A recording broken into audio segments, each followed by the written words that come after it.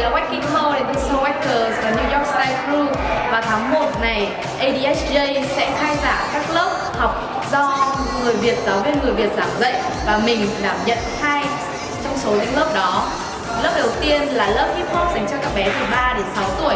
Lớp thứ hai là lớp Waking dành cho các bé từ 6 đến 12 tuổi. Và hẹn gặp lại mọi người nhé.